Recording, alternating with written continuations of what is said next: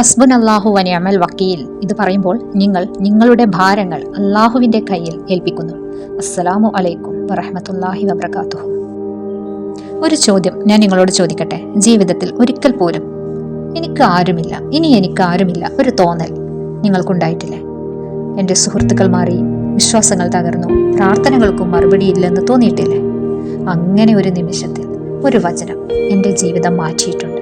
ആ വചനമാണ് ഹസ്ബുനല്ലാഹു വനിഅമൽ വക്കീൽ. ഈ വചനം പറഞ്ഞത് ദുർബലരായ ആളുകളല്ല, ഭയത്താൽ വിറച്ചവരുമല്ല. ശത്രുക്കൾ ഭീഷണിപ്പെടുത്തിയ സമയത്തും ഈമാനുള്ളവരാണ് ഈ വാക്കുകൾ പറഞ്ഞിട്ടുള്ളത്. അവർ പറഞ്ഞു, അല്ലാഹു മതി, എൻ്റെ എല്ലാ ഭാരങ്ങളും ഞാൻ അല്ലാഹുവിൽ ഏൽപ്പിക്കുന്നു. അത് ഒരു വാക്ക് മാത്രമല്ല, അതൊരു വിശ്വാസ പ്രഖ്യാപനം കൂടിയാണ്. ജോലി നഷ്ടപ്പെട്ടാൽ ഞാൻ തീർന്നു, വ്യവസായം നഷ്ടപ്പെട്ടാൽ ജീവിതം പോയി, ആൾക്കാർ മാറിയാൽ ഞാൻ ഒറ്റയായി. പക്ഷേ ഖുർആൻ നമ്മെ പഠിപ്പിക്കുന്നത് വേറെയാണ്.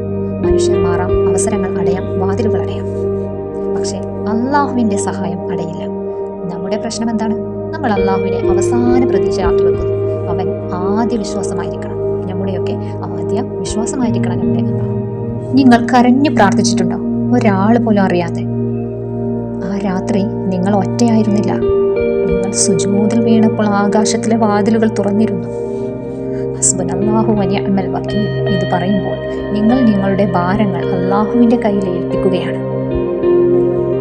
വിശ്വാസം എന്നത് പ്രശ്നങ്ങൾ ഇല്ലാതാക്കുന്നതല്ല. വിശ്വാസം എന്നത് പ്രശ്നങ്ങൾ ഉണ്ടായാലും ഹൃദയം തകർന്നു പോകാതിരിക്കുകയാണ്. നിങ്ങളുടെ റിസ്ക് കുറയാം, പണം കുറയാം, മനുഷ്യർ കുറയാം. ഇന്നു മുതൽ ഒരു മാറ്റം ചെയ്യൂ.